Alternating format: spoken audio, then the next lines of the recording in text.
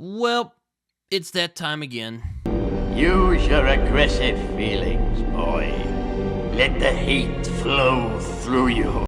Hello, everyone. Britton here, also known as Samoki Dude, and welcome back to the channel. It's been a while since I've done a proper video like this because I've just been so busy with other things that I've been doing.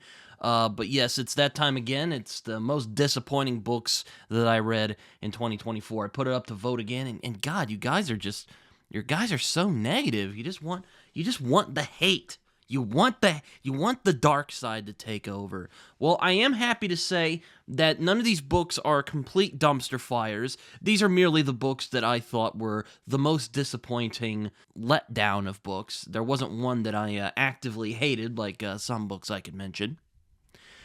I guess we should get to it before too long because I only have 4 books here, and there's not really much else I could say at the moment, so let's just get to all the books that I thought were pretty disappointing this year. I should note, they're not really in any particular order. I just kind of got them up together. Yeah, let's just get to it while we're at it. I can't really speak today, but yeah. Most disappointing books of 2024.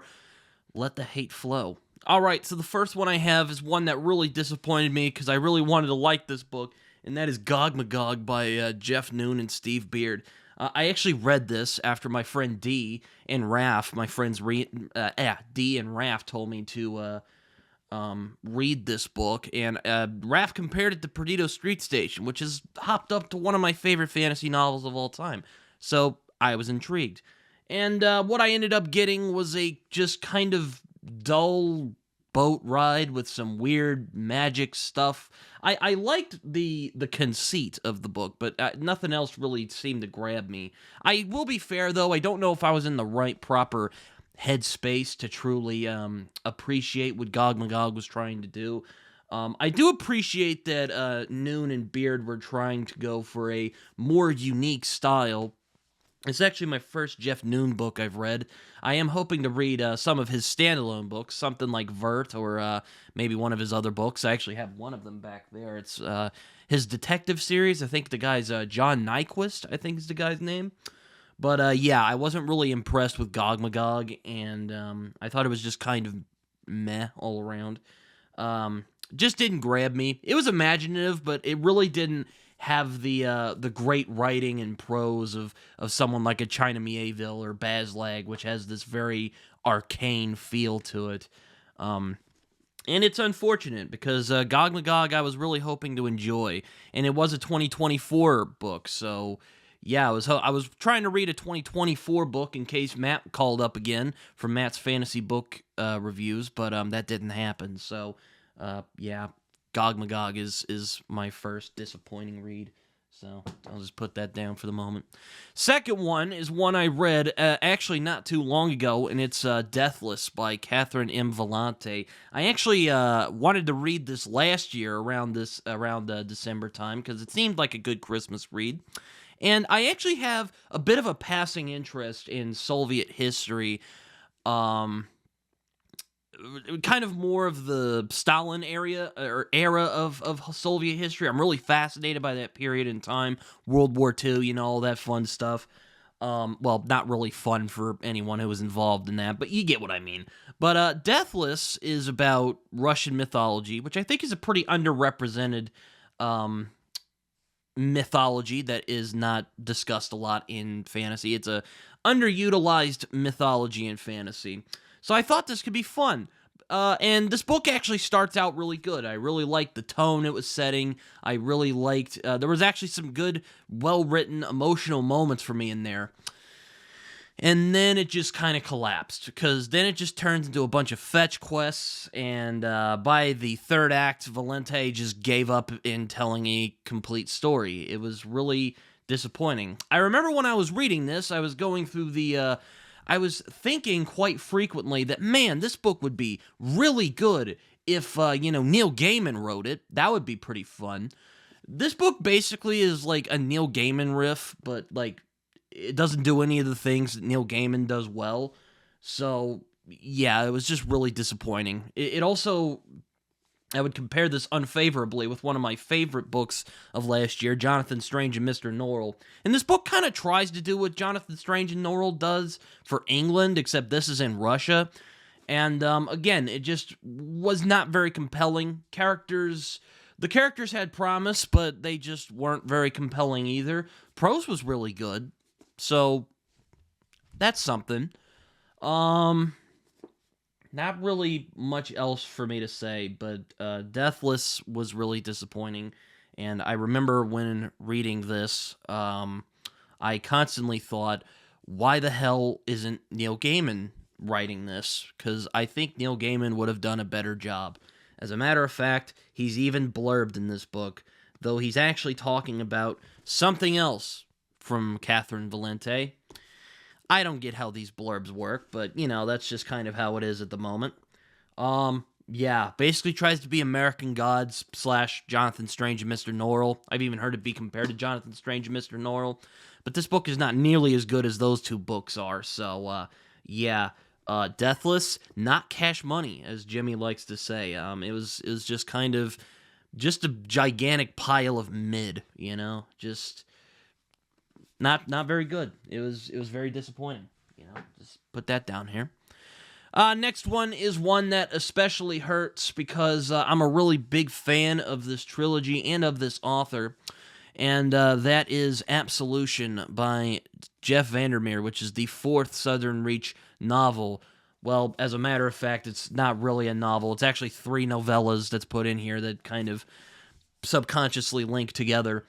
There's only one story in these 3 that I think are really worth reading, which is the False Daughter, which is the second novella in this. The first one's interesting. I liked the kind of biblical prose style that Jeff Vandermeer was going for, but it's just kind of like it's kind of like him riffing on Lovecraft, except it just feels kind of uninspired.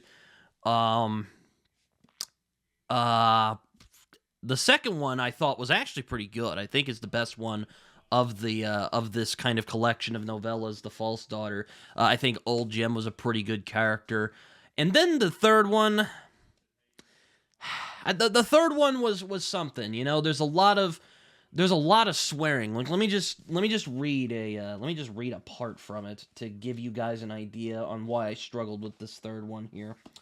Hold on. This is the first paragraph of The First and the Last by Jeff Vandermeer. Just 24 fucking hours until they crossed the fucking border and nothing Lowry didn't know. For fuck's sake, the Jack hadn't told him, and he didn't know anything. Fuck. Not for fucking real. The world felt like it was in shackles, and the only fucking way to deal with that shit was to become so abso-fucking-lutely free that he could claim his existence as an act of fucking defiance. Can you see what I'm getting at here? It, like, seriously, and it only gets worse from there. Like, the cursing is just, I mean, look, I swear a lot, but the swearing in this made that particular novella particularly very hard to read. And the worst thing you could do is freaking bore me. This book was boring. I did not really care what was going on, and it really sucked because I was actually hoping that Vandermeer would pull this off. I was very skeptical of this, but yeah, I would say this is pretty mid overall. Now, before you guys ask, no, this does not affect my thoughts about the trilogy. I still love the trilogy. I will be talking about this with my friend Jason soon. I'm sure you'll get more of my thoughts on Authority. Yeah, it's just kind of, it was just pretty disappointing all around. I really wanted to like this book, and I think Vandermeer is a very good author. I mean, the prose style in this, I think it's best in the second one, probably because it feels the most like the original trilogy. But this does not take away from the trilogy or even my unabashed love for Jeff Vandermeer. That's not going away anytime soon. But this is clearly the weakest book that I've read from him so far, and that is really sad to say because I was actually looking forward to this. And after talking about Acceptance with Jason, he actually got me really interested in reading this, and he actually sent me this for free, so thank you, Jason, as a matter of fact. But, yeah, just a overall very mid experience. Absolution was just not really cutting it for me, and it was really sad because I really wanted to enjoy Absolution, um, because I like Jeff Vandermeer. I want to like most of the stuff he does. I still think he is the best science fiction writer living today. I combined living and alive, so sorry about that. But Absolution is a book, and it happened, and it really did not need to happen.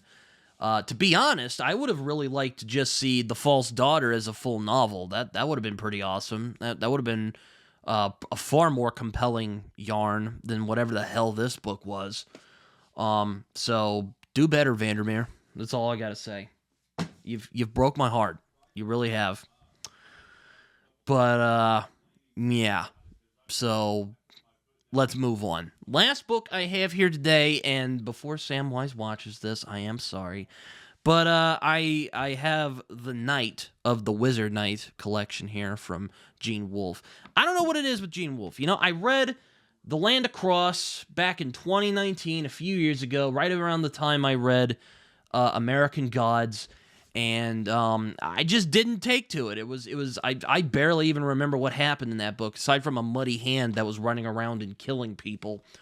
But I remember just not comprehending what was going on throughout the entirety of this. Now, and I thought The Wizard Knight would be more interesting because it's a high fantasy and it takes place in a, alternate world. I thought this book would really sell me on Gene Wolfe.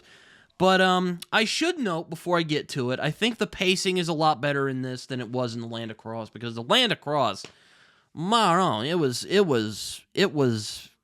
was so all over the place. I can't really give you specifics because I've basically just forgotten all about it. But The Wizard Knight really just illustrates to me that I hate to say this, but maybe Gene Wolfe is just not for me. I don't know what it is. And I've read Black Leopard, Red Wolf, so I'm not saying that I like an unreliable narrator in my fantasy books. It's just, I don't know. Gene Wolfe is just not setting with me.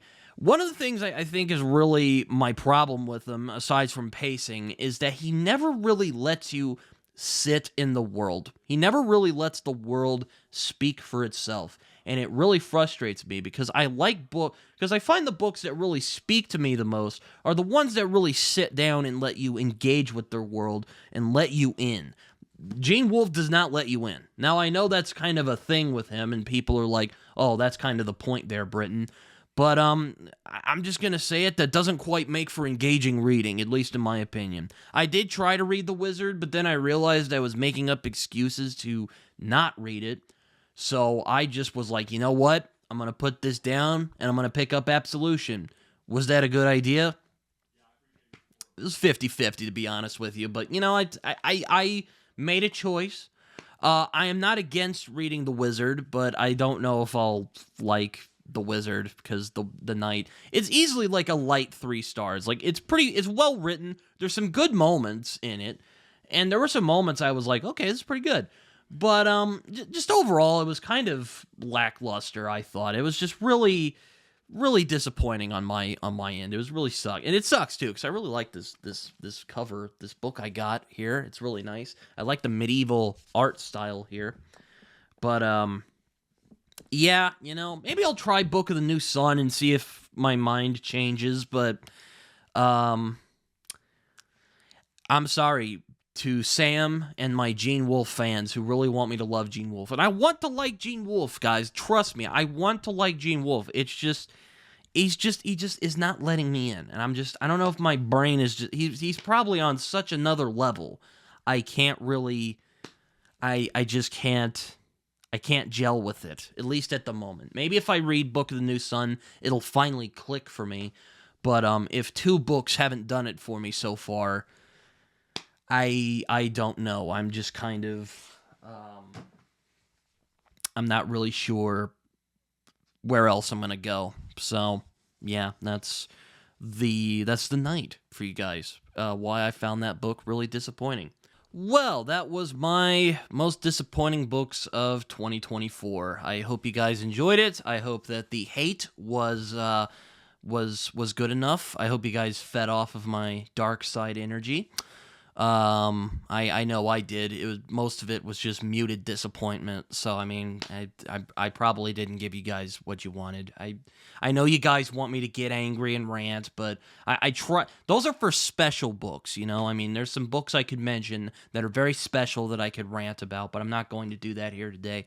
These are just the books that are really disappointing to me. So yeah. That's really about it for that. But I hope you guys enjoyed this video. If you guys have disappointing books of 2024, let me know down below in the comment section. And that is it, aside from wrapping up everything for 2024. Hope you guys enjoyed this video. You can find me on Twitter. You can also find me on Goodreads and Letterboxd, where I write reviews that are probably more coherent than the one you just heard right now. You can also find me on Instagram and Blue Sky, though I don't really use Blue Sky that much, but I am starting to change the picture. Like, subscribe, do all that stuff, as my friend John Minton likes to say. It feels good when you do it. And comment. I like hearing from you guys.